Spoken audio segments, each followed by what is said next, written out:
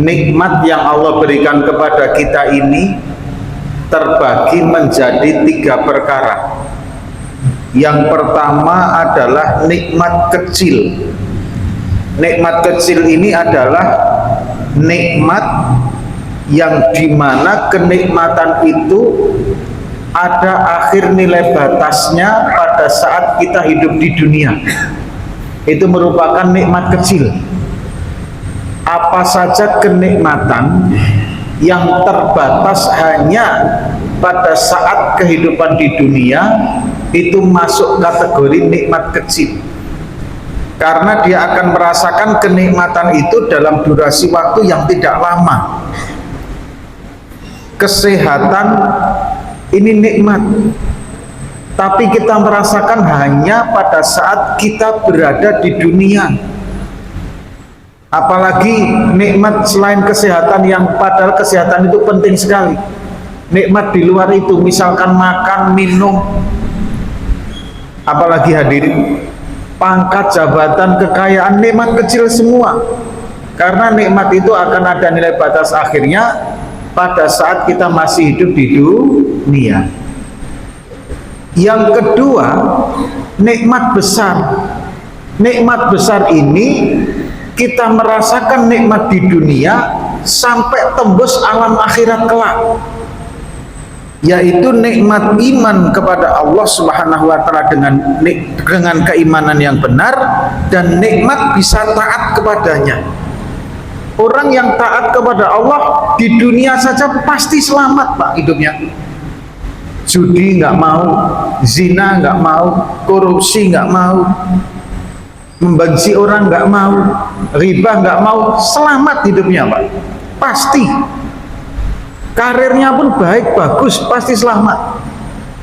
Tapi kalau sudah mendolimi orang lain, memfitnah orang lain, ya berzina, ya berjudi, hancur, Pak. Ini nikmat iman, nikmat taat. Di dunia merasakan, akhirat kelak mulai kubur dan seterusnya, durasi waktunya jauh lebih lama lagi terpengaruh dengan kelakuan iman yang benar kepada Allah dan nilai taat di dunia tadi. Itu nikmat besar.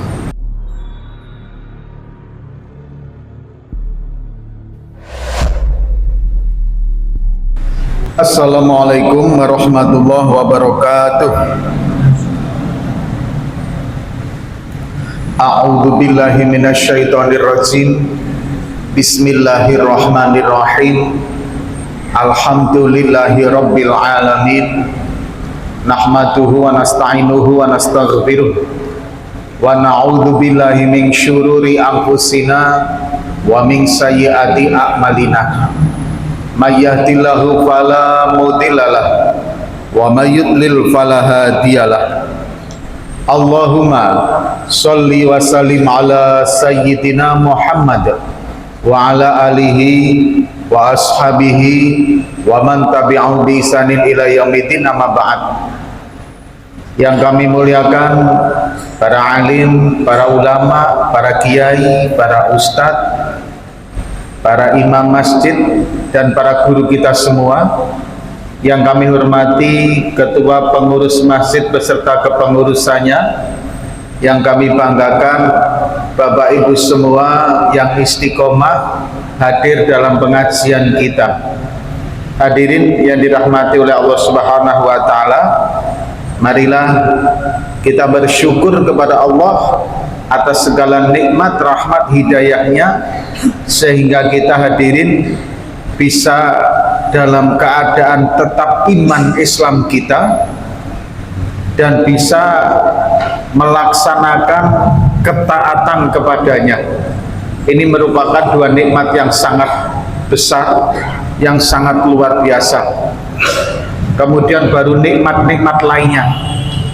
Hadirin, sekali lagi mengingatkan bahwa nikmat yang Allah berikan kepada kita ini terbagi menjadi 3 perkara. Yang pertama adalah nikmat kecil. Nikmat kecil ini adalah nikmat yang dimana kenikmatan itu ada akhir nilai batasnya pada saat kita hidup di dunia. Itu merupakan nikmat kecil. Apa saja kenikmatan yang terbatas hanya pada saat kehidupan di dunia, itu masuk kategori nikmat kecil, karena dia akan merasakan kenikmatan itu dalam durasi waktu yang tidak lama. Kesehatan ini nikmat, tapi kita merasakan hanya pada saat kita berada di dunia. Apalagi nikmat selain kesehatan, yang padahal kesehatan itu penting sekali. Nikmat di luar itu, misalkan makan, minum, apalagi hadirin, pangkat, jabatan, kekayaan, nikmat kecil semua. Karena nikmat itu akan ada nilai batas akhirnya pada saat kita masih hidup di dunia. Yang kedua, nikmat besar. Nikmat besar ini kita merasakan nikmat di dunia sampai tembus alam akhirat kelak, yaitu nikmat iman kepada Allah Subhanahu wa taala dengan keimanan yang benar, dan nikmat bisa taat kepadanya. Orang yang taat kepada Allah di dunia saja pasti selamat Pak hidupnya.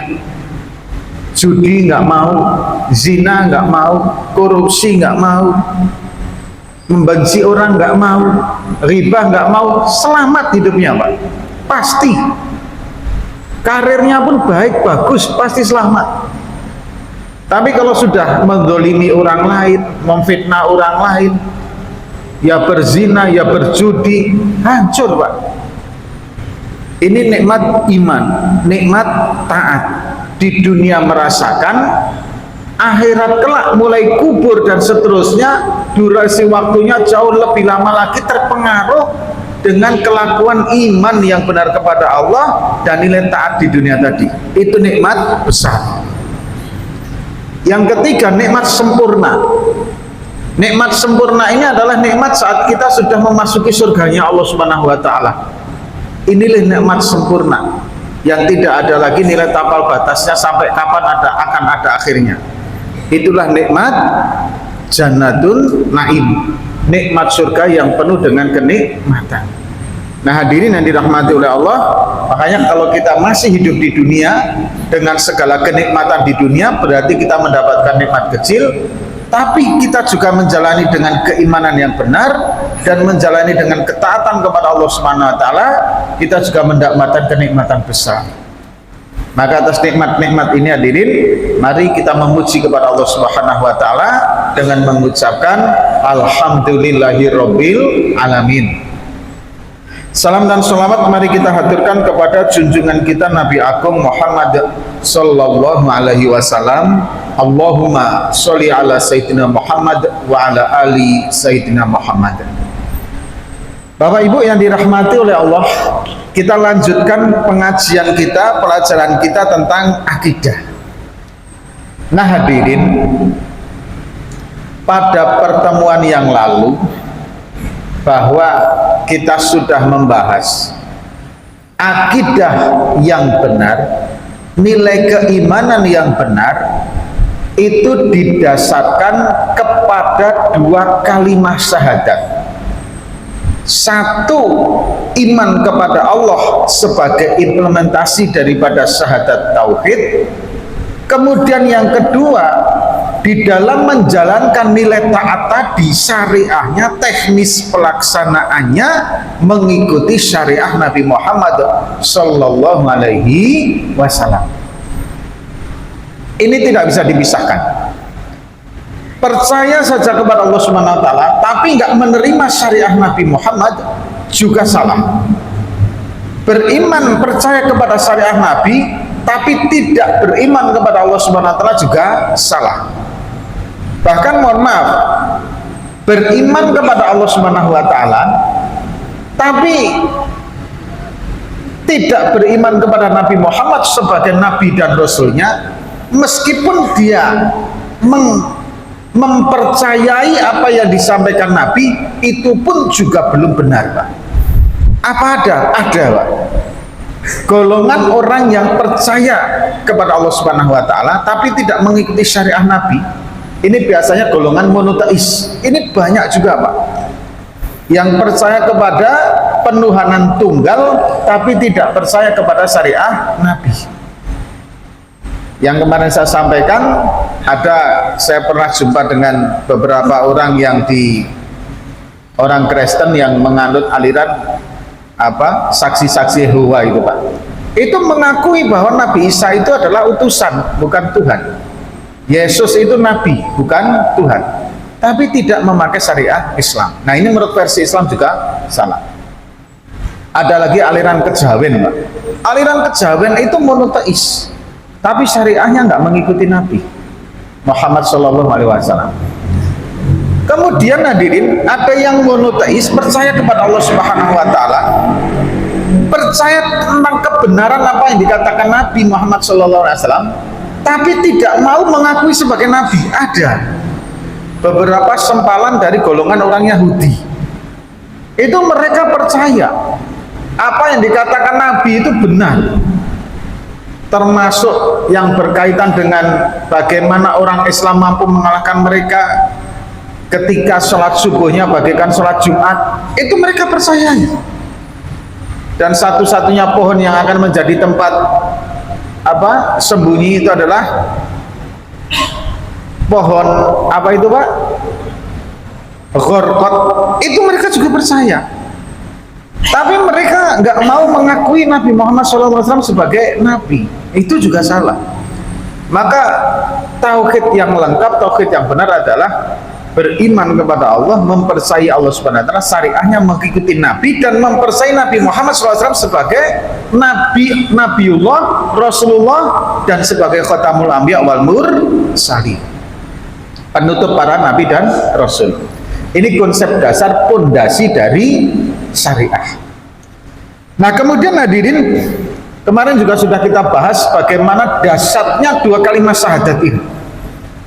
Hadirin, tidak tanggung-tanggung, tidak main-main, bahkan nilai dua kalimat syahadat ini lebih daripada dunia seisinya ini. Sampai lapis langit 7, bumi lapis 7 ini belum apa-apanya jika dibandingkan dengan dua kalimat syahadat. Kenapa hadirin? Karena selama di dunia ini masih ada orang yang mengucapkan dua kalimat syahadat, maka kiamat akan terus ditunda. Tapi begitu tidak ada lagi yang mengucapkan dua kalimat syahadat, selesai. Kiamat datang, dunia seisinya selesai. Kekayaan, tinggi pangkat jabatan, dan lain sebagainya, indahnya dunia selesai. Karena kalimat la ilaha illallah Muhammadur Rasulullah sudah tidak lagi diucapkan di atas permukaan dunia. Nah, kemudian hadirin yang dirahmatullah, begitu juga nanti di kampung akhirat. Nah, makanya jangan sampai lepas kita dari keyakinan kebenaran dua kalimat ini, meskipun apapun yang terjadi di dunia. Yang ketiga hadirin yang dirahmati oleh Allah, nah kita akan sudah mulai menyambung bahwasanya seseorang, kita ini hadirin mempelajari tauhid itu dimulai dari yang pertama, kita memahami dulu, menerima dulu, mohon maaf, kita menerima kebenaran dua kalimat syahadat. Ketika ini sudah kita terima hadirin, berarti nur kebenaran itu sudah masuk dalam diri kita, dan alhamdulillah tahapan ini kita sudah melaluinya. Karena iblis laknatullah alaih, kembali kepada kitab Minhajul Abidin kemarin, Pak, tahapan pertama menjerumuskan umat manusia itu agar keluar dari dua kalimat syahadat itu dulu. Ketika tahapan pertama itu sudah keluar, maka seterusnya iblis ini mungkin tidak akan lagi menjerumuskan, dibiarkan, udah selesai semua. Maka hadirin, tahapan pertama yang harus kita pahami bahwa kita menerima kebenaran dua kalimat syahadat ini, Pak. Kalau kita sudah menerima tahapan pertama itu, alhamdulillah kita sudah melaluinya. Baru kemudian tahapan kedua, untuk menguatkan dua kalimat syahadat ini, kita mencari bukti dengan adanya dalil, termasuk dalil nakli maupun dalil akli. Dalil nakli itu dalil-dalil di Al-Quran. Kita cari kebenaran tentang tauhid ini dalam dalil-dalil Al-Quran. Nah kemudian hadirin, setelah tahapan kedua kita dapatkan dalil-dalil tadi, maka tahapan ketiga kita berenang di dalam kenikmatan tauhid, berenang di dalam kenikmatan iman. Artinya iman itu hadirin sudah wujud menyatu dalam kehidupan kita sehari-hari, dalam perilaku kita sehari-hari, keyakinan-keyakinan itu Pak. Nah bagaimana cara mewujudkan? Kita mulai di pembahasan pertemuan kali ini Pak. Yang pertama hadirin, tujuan akhir nanti Pak dalam mempelajari tauhid ini, kita semakin yakin terhadap kebenaran dua kalimat syahadat. Kemudian yang kedua, betapa kecilnya kita dan betapa besarnya Allah Subhanahu wa Ta'ala, dan betapa kita tidak ada kekuasaan apapun terhadap diri kita maupun terhadap yang lain. Yang berkuasa mutlak adalah Allah Subhanahu wa Ta'ala. Ini nanti tujuan akhir kita mempelajari tauhid itu Pak. Nah kita mulai dari yang pertama hadirin, agar kebesaran Allah itu nanti wujud dalam hidup kita. Kita mulai yang pertama dari wujudnya Allah Subhanahu wa Ta'ala sendiri hadirin. Wujudnya Allah Subhanahu wa Ta'ala itu laisa kamitslihi syai', tidak sama dengan sesuatu apapun Pak. Bahkan nalar logika kita nggak nyampe bagaimana menggambarkan wujudnya Allah itu Pak. Kita hanya bisa mampu menangkap bahwa Allah itu wujud, selesai. Karena berbeda dengan kita Pak. Kita ini wujudnya Pak, mohon maaf, materi dalam tubuh kita ini itu dibatasi, dibentuk dengan adanya kulit yang membalut tubuh Pak. Maka terbentuklah manusia. Di luar kulit ini Pak, itu sudah bukan wilayah diri kita. Kita dibatasi dengan adanya kulit. Begitu juga dengan tempat-tempat lain. Masjid ini dibatasi dengan tembok Pak. Makhluk itu wujudnya dibatasi dengan adanya suatu perkara, sehingga dia wujud dengan adanya batasan itu. Mik dibatasi dengan sesuatu perkara yang membentuk sekian, sehingga mik itu menjadi sebuah kesatuan bentuk. Ada batasannya itu. Bentuknya makhluk itu hadirin ada batas wilayah yang membuat dia menjadi satu bagian. Nah di dalamnya satu bagian itu hadirin terdiri dari berbagai macam unsur dan partikel. Kalau kita ya ada paru-paru, ada jantung, ada darah, ada tulang, membentuk satu kesatuan tubuh. Makhluk-makhluk semuanya kayak gitu Pak. Baik batu yang hidup, yang mati, kemudian lain sebagainya.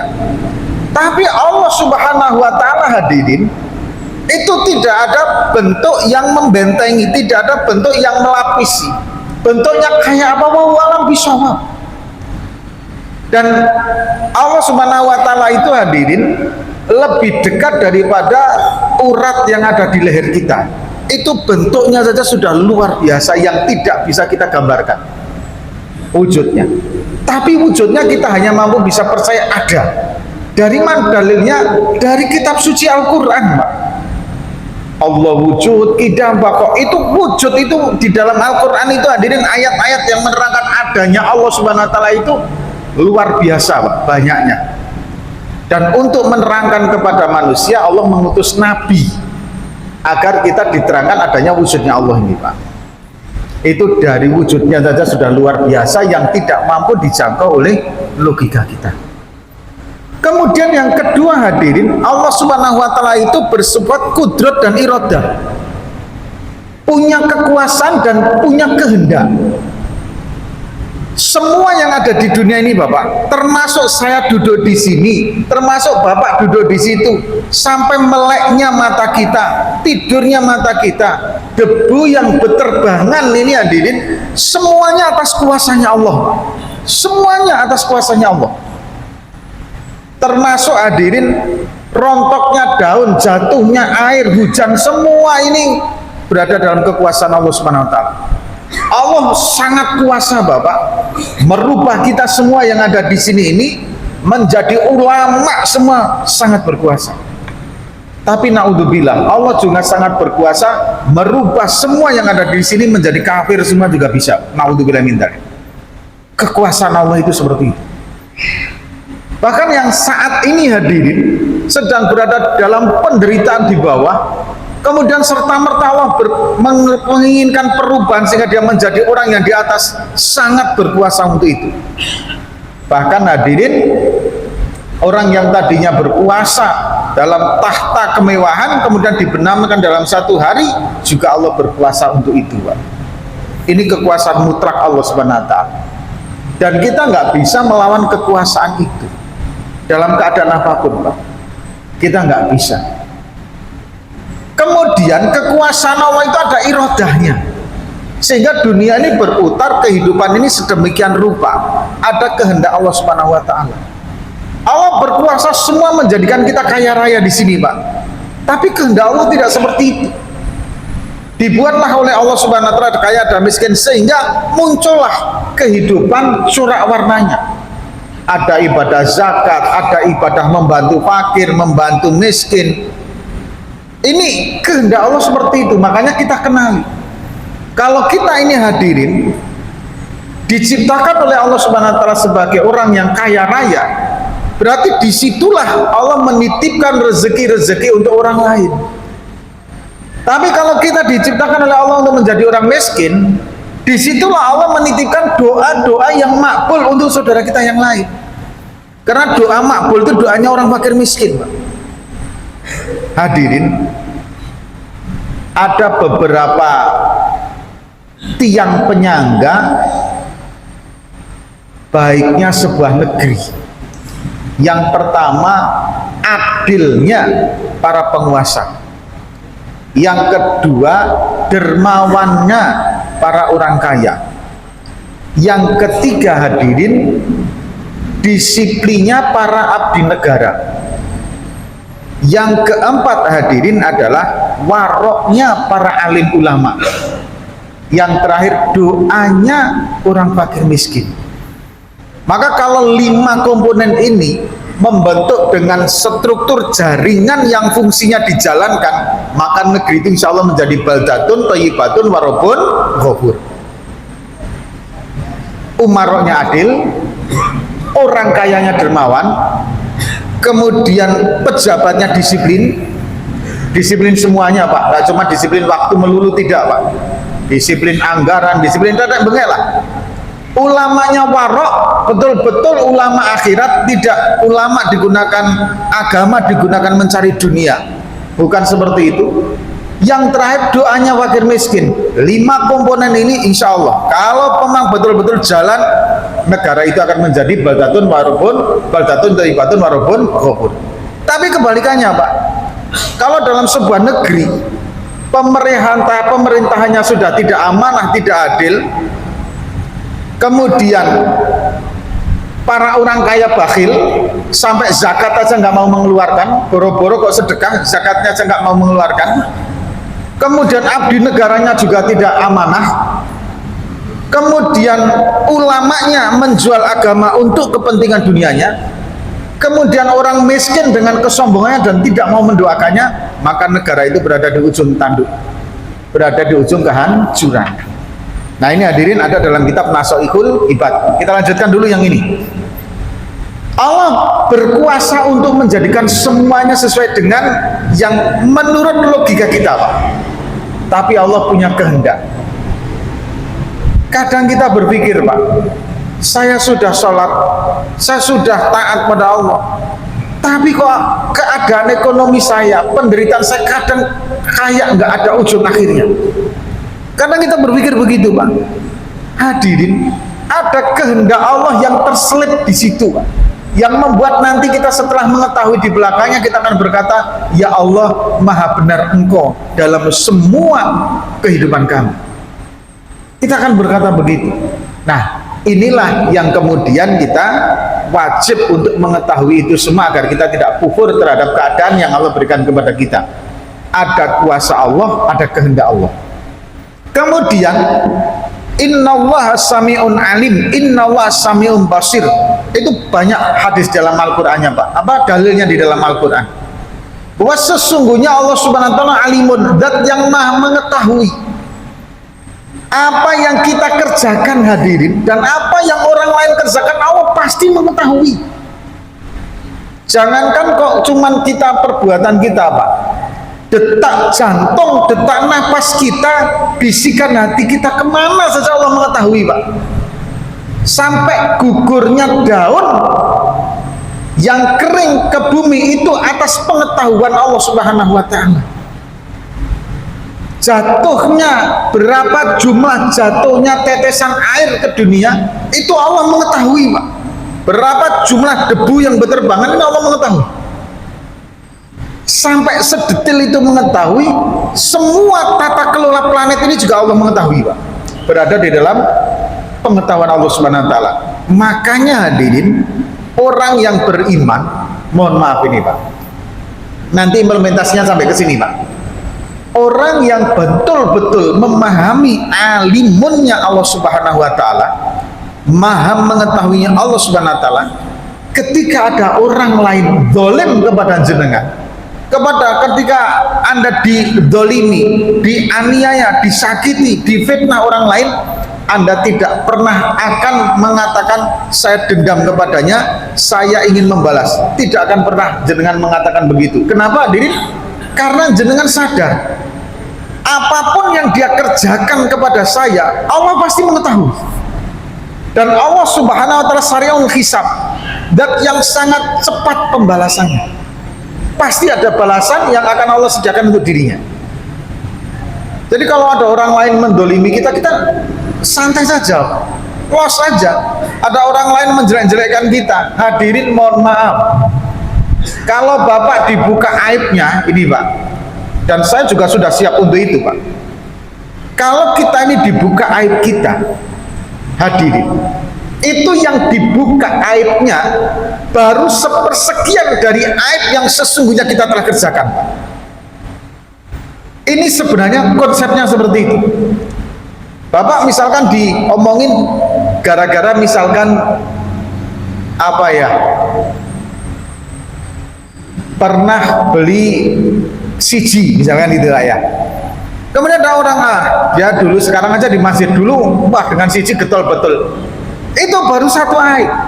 Sesungguhnya yang ditutupin oleh Allah atas aib Anda jauh lebih banyak daripada itu, Pak.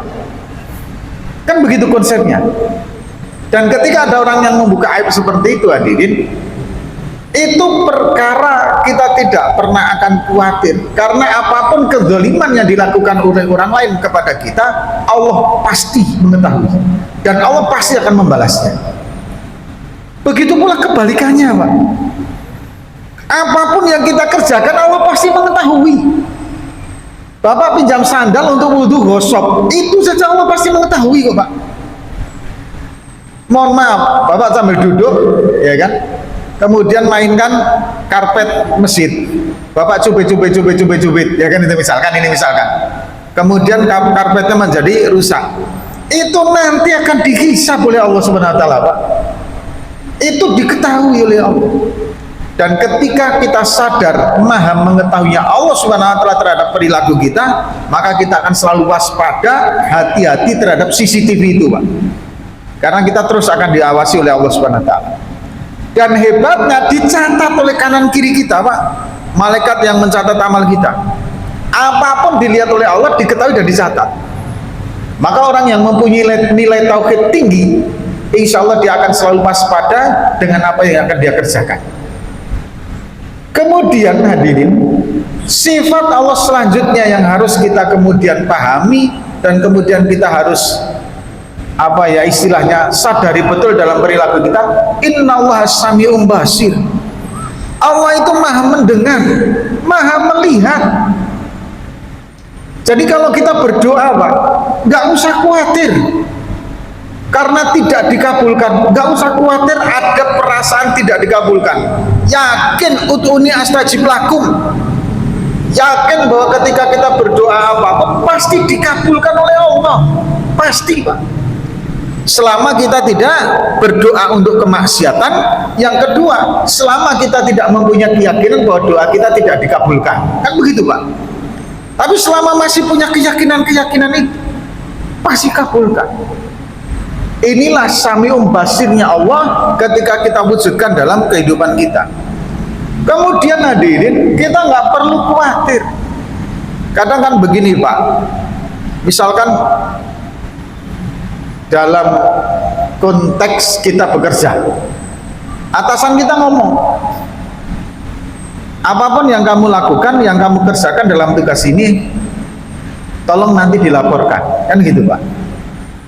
Maka hadirin, kita kan setiap hari sibuk, khawatir kalau kita di penglihatan atasan kita, di pengetahuan atasan kita, kita ini menjadi pegawai yang tidak mengerjakan tugas. Maka kita akan sibuk melaporkan agar menjadi penilaian kalau kita ini memang mengerjakan tugas kita. Nah, Allah Subhanahu wa taala Sami'un Basir. Apa saja yang kita kerjakan dilihat oleh Allah, didengar oleh Allah. Kita merintih, menangis, memohon, didengar. Misalkan konsepnya begini, ada seseorang mau fitnah kita Pak, hadirin, Allah mendengar doa kita, Allah juga melihat fitnah tadi kepada kita, fitnah yang ditimpakan kepada kita tadi, dan Allah pasti sariul hisab, sangat cepat nilai pembalasannya.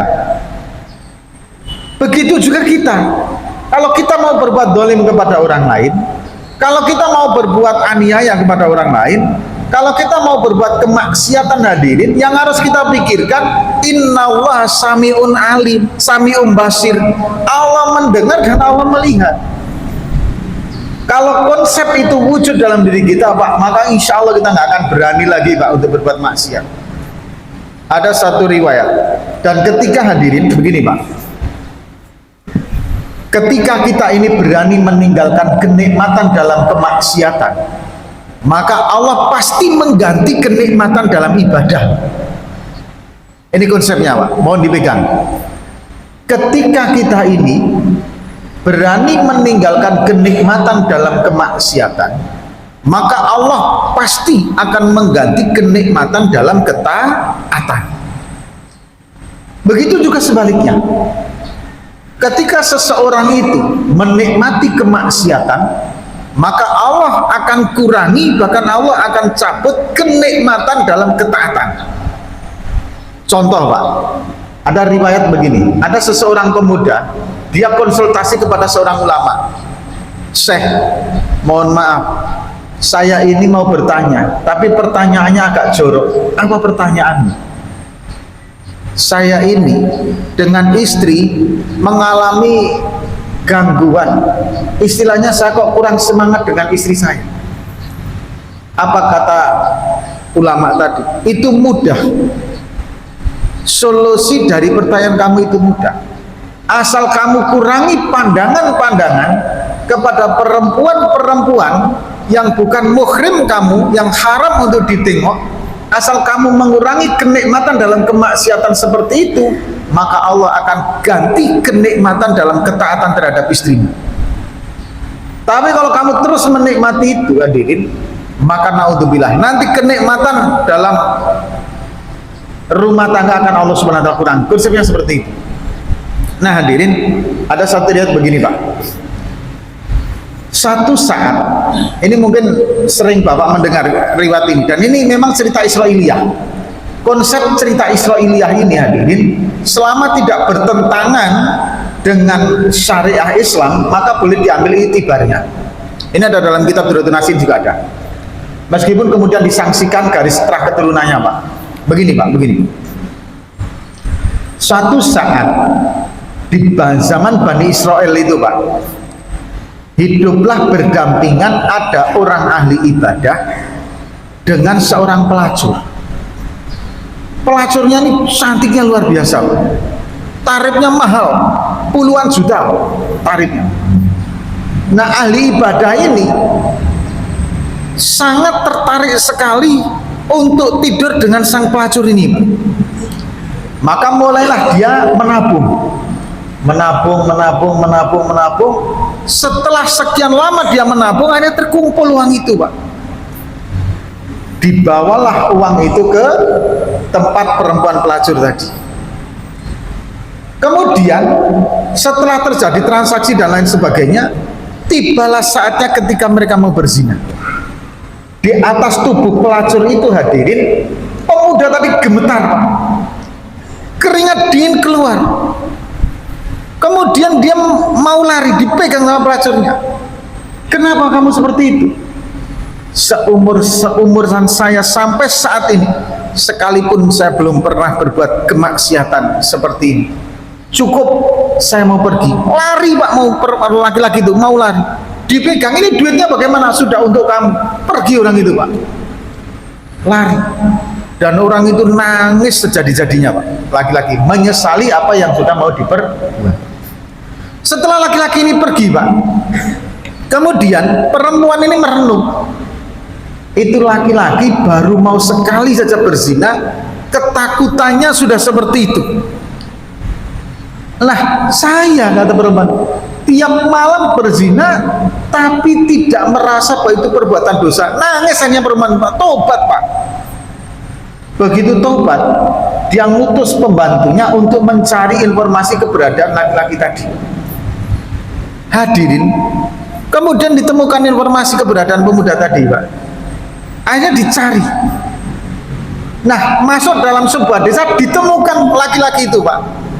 Begitu melihat perempuan itu, Pak, saking takutnya terhadap kemaksiatan, laki-laki tadi itu kaget, menjerit, berteriak takbir, kemudian meninggal dunia. Meninggal dalam keadaan takut, takwa kepada Allah Subhanahu wa taala atas kemaksiatan. Luar biasanya itu, Pak. Maka kemudian perempuan ini padahal ingin menemui laki-laki itu, ingin menjadikan sebagai suami. Tapi begitu lihat perempuan itu, dia sudah trauma terhadap dosa yang dikerjakan, Pak. Akhirnya kemudian perempuan itu nangis terseduh-seduh. Akhirnya dia masuk masjid, berdoa kepada Allah Subhanahu wa taala, memohon kepada Allah untuk diberikan suami yang mampu untuk membimbingnya. Dicari, akhirnya adalah informasi saudaranya laki-laki tadi, Pak, yang juga tidak kalah solehnya. Akhirnya menikahlah mereka, dan dari mereka ini kemudian ada riwayat yang menyatakannya, riwayat ini yang kemudian diperselisihkan. Ada yang menyatakan turunlah beberapa nabi yang membimbing umat di daerah tersebut. Tapi kemudian ada ulama yang ikhtilaf menyangkalnya, masa nabi lahir dari seorang rahim pelacur. Nah, ini hadirin bahwa alam bisawab. Tapi yang jelas akhirnya, hadirin yang dirahmati oleh Allah Subhanahu wa taala, asbab dari nilai takutnya kepada kemaksiatan pemuda tadi diganti oleh Allah Subhanahu wa taala kematian dalam kenikmatan taat kepada Allah Subhanahu wa taala. Makanya kita semoga berdoa, semoga kita semua berada di dalam kenikmatan dalam ketaatan. Amin. Bukan kenikmatan di dalam kemaksiatan. Nah, inilah hadirin bagaimana mengimplementasikan antara wujudnya Allah yang selalu dia ini hadirin lebih semuanya daripada makhluknya, sifat Allah yang jelas punya kekuasaan dan punya kehendak, Allah yang maha mengetahui, Allah Subhanahu wa taala yang maha mendengar dan maha melihat. Apapun yang orang lain kerjakan kepada kita dan apapun yang kita kerjakan, Allah pasti melihat, Allah pasti mengetahui, dan Allah pasti maha membalasnya. Nah, semoga tauhid ini hadirin bisa kita wujudkan dalam kehidupan sehari-hari, agar ketika kita nanti berperilaku apapun, ingat bahwa Allah Subhanahu wa taala tidak lepas dari pengawasan kepada kita, sehingga kita tidak akan sembarangan di dalam berbuat dan di dalam melaksanakan aktivitas kita sehari-hari. Hadirin, ini dulu yang bisa kami sampaikan. Insya Allah next selanjutnya kita akan membahas berbagai macam rukun-rukun yang membentuk keimanan yang kuat. Demikian kita tutup dengan doa kepada majelis. Subhanakallahumma wa bihamdika asyhadu an la ilaha illa anta astaghfiruka wa atubu ilaik. Wassalamualaikum warahmatullahi wabarakatuh.